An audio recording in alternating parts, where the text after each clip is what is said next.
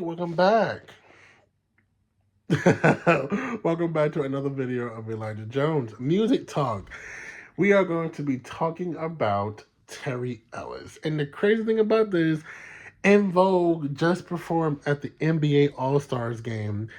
All four of them, yes, four, Cindy Heron, Terry Ellis, Maxine Jones, and the one and only Rona Bennett.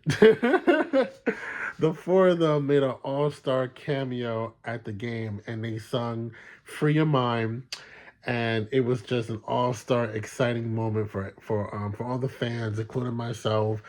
And I thought that why not could have a continuation of talking about En Vogue, because last video we were talking about En Vogue, and I said at the end I might not talk about another artist, but I think I'm gonna, in a continuation, talking about En Vogue, and especially one of the members of En Vogue who released an album.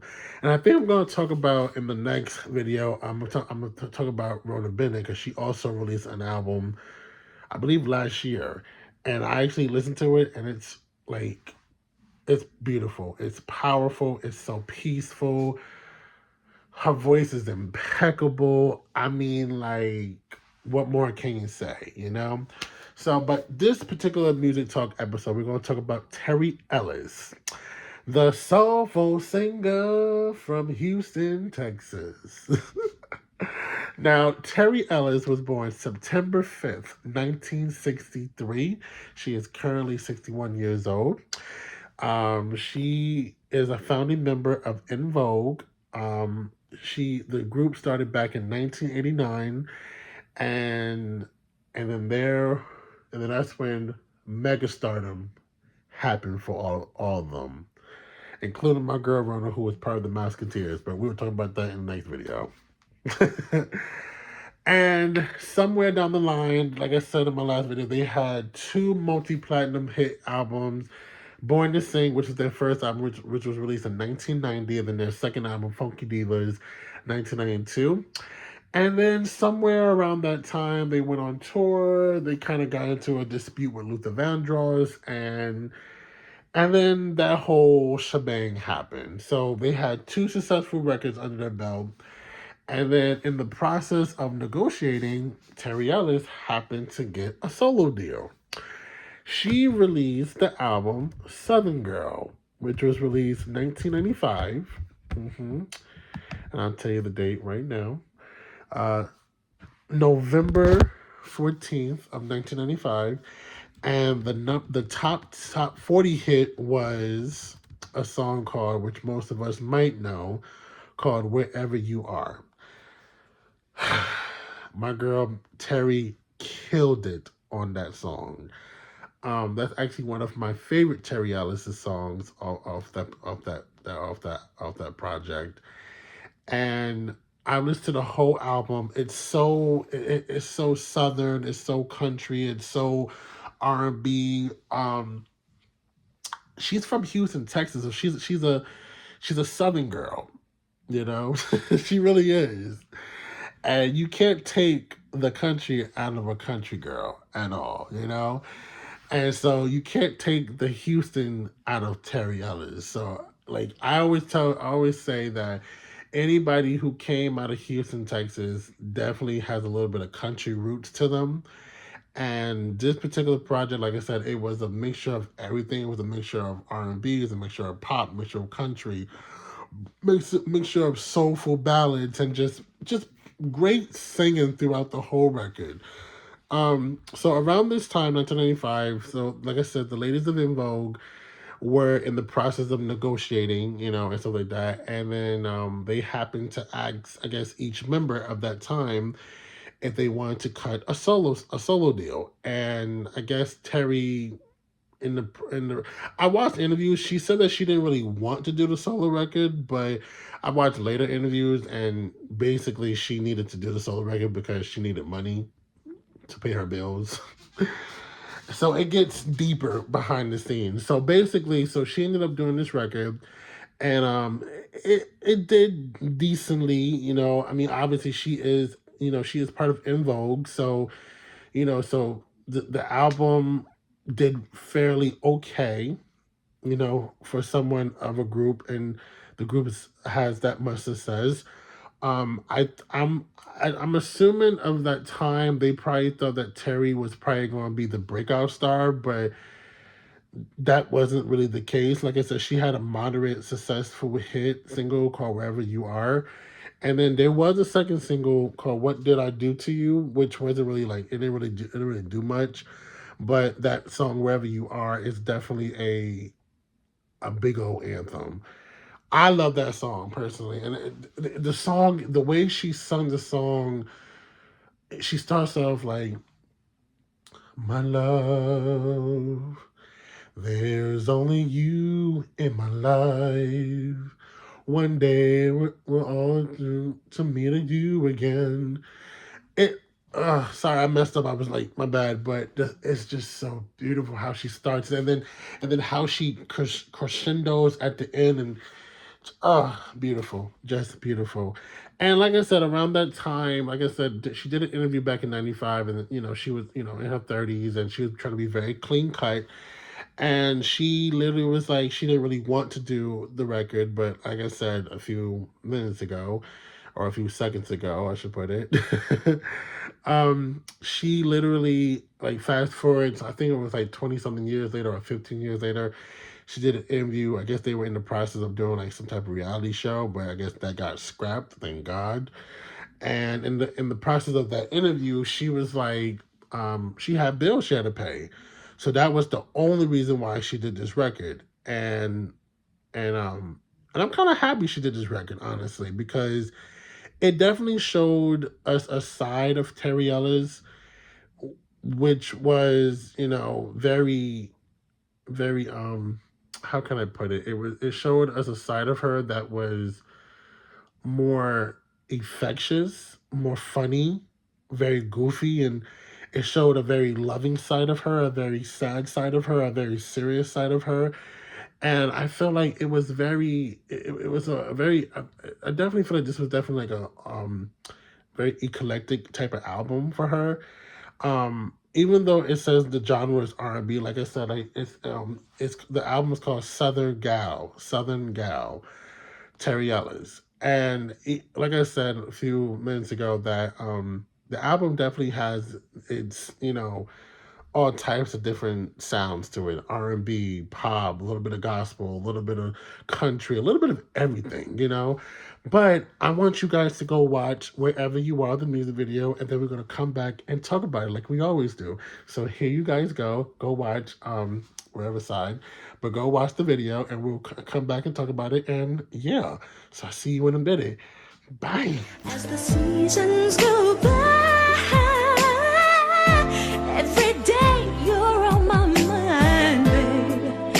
I long one day to be with you, so I say, oh yeah, and I will come running. I'll come running. How long or how hard it may be, wherever you are, from your love did to guide me. I promise I'll be there whenever you need.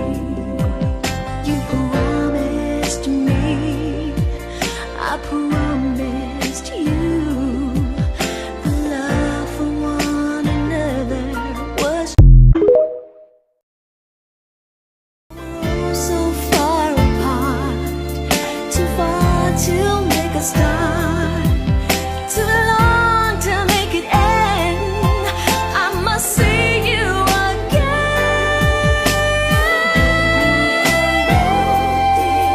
And I will come running, no matter how hard it may be, wherever you are, from your love did to guide me. I promise I'll be there wherever you are.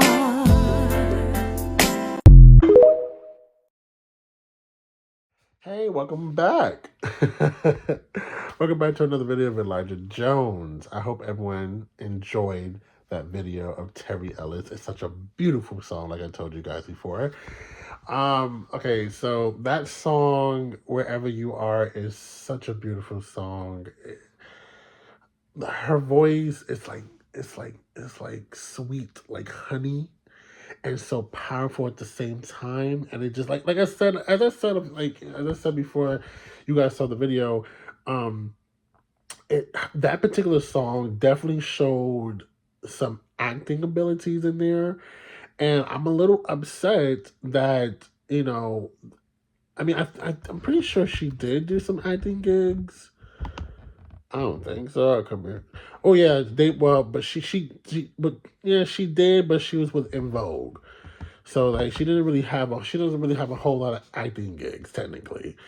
And I feel like that song, like that should have also brought her some attention. She should have went into the acting field, honestly, because like that would have really got her some more money in her pockets, and not not just always on the road all the time, And but overall, but like I said, that song is so beautiful and it's just so infectious and it's really good. It's really really good, honestly, and I enjoyed her whole album. There was a few songs here and there that was a little like okay. I would have not expected her to sing it, but the song itself is so pretty. It's so cute. It's so adorable. The lyrics is just profound. And believe it or not, here's a little fun fact. She was actually, believe it or not, around that time, she was actually dating one of the producers who produced In Vogue's basically their whole discography, pretty much their albums. I can't remember his name. I could be, I don't want to mess up the name, but yeah, she was dating one of their producers, and that particular, obviously that's, they're no longer together. I don't, again, In Vogue, I honestly respect them so much that I would prefer to not know their personal lives, even though I would love to meet them one day. I would, and be, I feel like all five of them are like friends in my head. Like Dawn is definitely like all five of them. Like they're all older, so they're like aunties and stuff. They're like aunties in my head. Honestly, I mean technically, well, yeah, like I said, Terry, Cindy, Max, and Dawn, the three of them, Terry, Cindy, and Max, were like in their 30s. So technically, them three ladies could literally be like on to be my mother, technically. Because my mom is, what, 50s? She's in her 50s, put it like that. So, yeah, she's in her 50s. I know how old she is. I don't want to tell her age to the whole world, but my mom's in her 50s and she looks amazing. But yeah, and Dawn, like I said, Dawn literally looks like all five of them, including Rona, could literally be like old enough to be my mother or aunties, So I think of them as aunties in my head. So hello, aunties. But like I said, the ladies of In Vogue are just wonderful ladies, and like they can all sing their entire face off. And I don't. It's just something. Like I said, it's just something about this Southern Girl album. It's really cute. It's adorable. It's a beautiful record. It was well written. The beats were really really incredible for that time. Y'all should really go out and purchase it. Honestly, y'all should really go purchase it. It's a really good album. It's an album that you can listen to in your car. I feel like it's an album you can listen to all year around. Like it's a very uplifting and happy album, and like there's like I said, there's a lot of slow ballads. Believe it or not, Maxine Jones, who just came back on, who just got back into the got back into the group. I don't know if it's like official or not, but she did, like I said, she did do a performance with them a couple nights ago at the NBA All Stars. They performed For Your Mind. She is on one of the tracks. I don't know which track that is. I gotta look it up. I think it's I Don't Wanna Wait Till Tomorrow. I think it's I don't mind. I think I don't wanna no, I don't wanna wait till tomorrow. Track number 4, yes. So So Maxine Jones is actually on the background on that track. If you guys want to purchase, so if you guys want to purchase this album, like CD wise, you could purchase it through Amazon, and other platforms as well. If you happen to have Apple Music or Spotify, you could also, just go on your Apple Music and just search her up, Southern Girl with Terry Ellis, Southern Girl. And like I said, track number four, the I Don't Want to Wait Till Tomorrow is such a beautiful song itself. Like I said, the whole album is really cute. It's a really powerful, good song. They got some really like there's some very high energy songs up there. Some very like slow songs, and like my girl Terry did not come to play. She was singing her face entirely off. She was. She was. But yeah, that's pretty much what I wanted to talk to you guys about today. Miss Terry Ellis. And also she also co-wrote all 12 of the tracks. Well, yeah. My bad, I'm lying. She co-wrote maybe like 5 or 6 tracks of her album. I'm over here lying. Thankfully I'm looking at my research here, my trusty laptop. And yeah, she did co-write some songs on her debut album, as she should. Get that money, girl. You know. Even though this record is not really talked about, I personally believe this is one of those albums that is so slept on that people forget, because you gotta remember, like I said, En Vogue is global. So, and then on top of it, like Terry doesn't really talk about her first record because she's always talking about En Vogue, En Vogue, En Vogue. And I get it. En Vogue is like a phenomenon because they have hit after hit after hit. But I'm Terry Ellis. You need to start talking about your first album, girl. You need to start celebrating it, because 2025, November 14th, is going to mark the 30th anniversary of your debut album, girl. 2025, November 14th is going to be mark the 30 years of your debut album. Now, we need to get something, and we got to celebrate that. Okay? We got to celebrate it. Yes, we do. So remember that date for this year, 2025, November 14th. It's gonna mark 30 years of her first record. 30 years. Wow. I'm definitely gonna play it if I remember. If I remember, hopefully I remember. I'm gonna remember. I'm gonna make sure I remember. But yeah, like I said, go out and stream her album, her first album that came out in November 14th, 1995. Like I said, it's gonna mark 30 years in November. Like I said, you could buy it off Amazon and any other place, any other type of website you could find the album on. And like I said, if you happen to have Spotify or Apple Music or any other streaming services, you could also find it on the streaming services as well. Yes, yes, yes. So, but yeah, there you go. Now, like I said, the next episode, I'm going to be talking about Miss Rona Bennett. Yes. We're gonna talk about her first album, and we're gonna talk about her second album. And like I said, her second album is Chef's Kiss. Chef's Kiss, beautiful. All right, guys, I'm gonna leave you guys on that high note. I want you guys to have a beautiful week and a happy Thursday and a rest of the week as well. And I will see you guys very soon. May God bless you. Peace. Woo.